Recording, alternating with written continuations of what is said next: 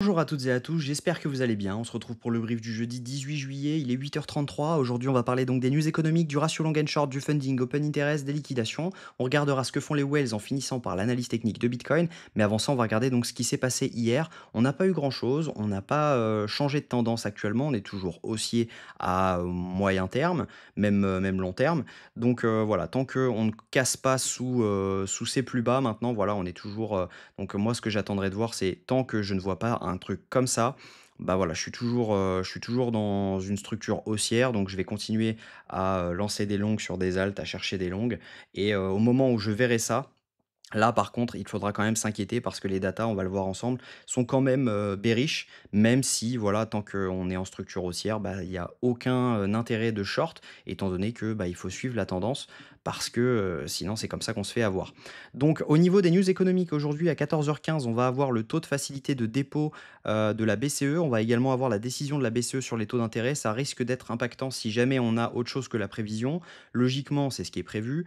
Donc, on devrait normalement ne pas bouger les taux, en Europe maintenant si jamais on venait à les baisser. Ça pourrait avoir un petit impact sur le dollar par conséquent parce que, voilà, si jamais on baisse les taux, l'euro, logiquement devrait perdre de la valeur et par conséquent le dollar pourrait monter et donc, on pourrait avoir un dump sur les assets à risque.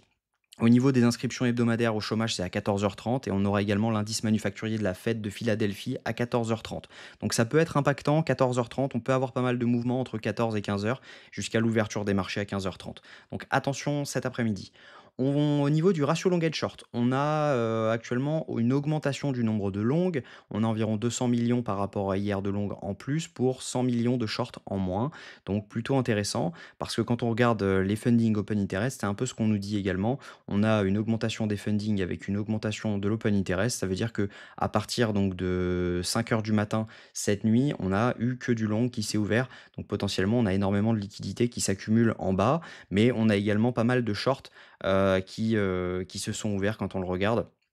Au niveau des liquidations sur les dernières 24 heures, on a énormément donc de liquidations à venir chercher sur Binance. Donc il y a quand même eu pas mal de shorts qui se sont ouverts. Si jamais on regarde juste ici, on voit que les longues sont en train de se fermer petit à petit sur cette montée, ils prennent profit. Donc on va avoir de moins en moins de liquidités, en dessous, on a plutôt des prises de profit. Donc attention parce que, n'allez pas trop loin dans les datas sur CoinGlass parce que du coup elles ne sont plus actuelles, on ne viendra pas les chercher sûrement. Donc attention, on a sûrement plus de liquidités en dessous, autour des 57 000 étant donné que pas mal de longues se sont fermées. Donc potentiellement, il reste que les longues de cette montée-là. Donc on pourrait venir chercher cela et derrière potentiellement avoir notre bottom actuel. Donc à voir, mais voilà, pour le moment, je reste haussier et les datas pour le moment sont quand même clairement d'un côté bearish parce que tous les shorts se sont fermés. On a actuellement quasiment plus de shorts sur Binance du moins, il y a quand même des petits qui s'ouvrent, mais voilà, on est sur une majorité de longues, donc les datas sont quand même assez bearish, même si techniquement on est haussier. Si jamais on regarde, au niveau de ce que font les whales sont en train d'accumuler, les whales étant en vert. On a énormément d'achats achats spot qui s'établissent. On le voit, hein, clairement donc potentiellement, on est toujours, sur un bottom. On a également les micro whales qui accumulent fortement, tandis que les retails, eux, sont toujours dans le déni. Ils n'ont pas encore franchi le cap d'acheter. Donc au moment où ils vont franchir le cap d'acheter, il faudra faire attention parce que c'est sûrement là que les micro whales et les whales vont prendre un petit peu de profit et on pourra potentiellement avoir notre top. Mais pour le moment, voilà, ce n'est pas d'actualité. On a pas mal de liquidités à venir chercher à la hausse, mais à la baisse également. On n'est pas à l'abri de venir chercher les 66 500 vous allez voir pourquoi. Et ensuite de revenir chercher les 62 000 je pense au minimum. Donc au niveau, technique, si jamais on regarde donc les 66 500 ça nous donnerait cette zone-ci, la zone jaune. C'est un high à venir chercher, donc ça pourrait être intéressant de le combler, de venir chercher toutes les liquidités qui se trouvent ici.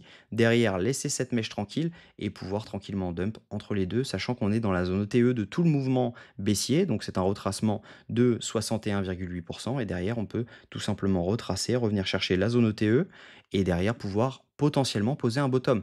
Parce que, pour rappel, on a fait un changement de tendance daily. Actuellement, on est haussier, donc ça n'empêche pas de venir pump juste ici, pouvoir être baissier à court terme et toujours haussier à moyen terme pour venir chercher cette zone-ci.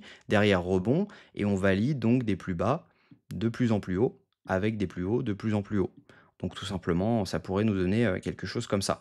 Donc, voilà un peu le plan. Je pense qu'on peut venir target les 60 000 à 58 000 tout en sachant que les liquidations, elles, s'arrêtent à, donc sur 3 jours, à 62 174 $. On a vraiment un cluster là-dedans. Si jamais on regarde sur une semaine, on a quand même des liquidations qui sont un peu plus basses, mais voilà, le gros du cluster se trouve vraiment à 62 000, donc dans le FVG qui se trouve juste en dessous, juste ici. Donc ça validerait la tendance baissière si jamais on commence à casser ça.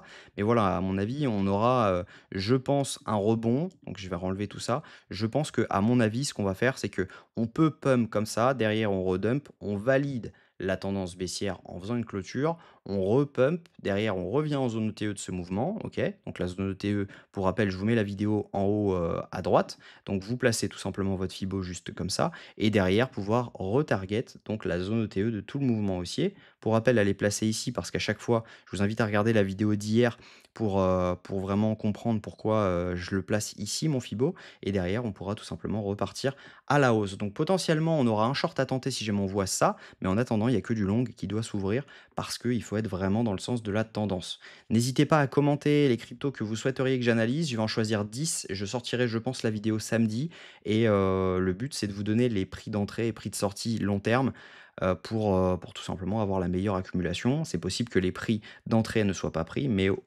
au moins, voilà, l'entrée sera parfaite. Donc c'est pour ça que j'en choisis 10 et ça permet de poser des ordres. Donc voilà, j'espère que cette vidéo vous a plu. Si c'est le cas, je vous invite à vous abonner si jamais ce n'est pas encore fait, à la commenter donc avec ce que j'ai stipulé et également à la liker si mon contenu vous plaît. Très bonne journée, à demain, même heure, prenez soin de vous.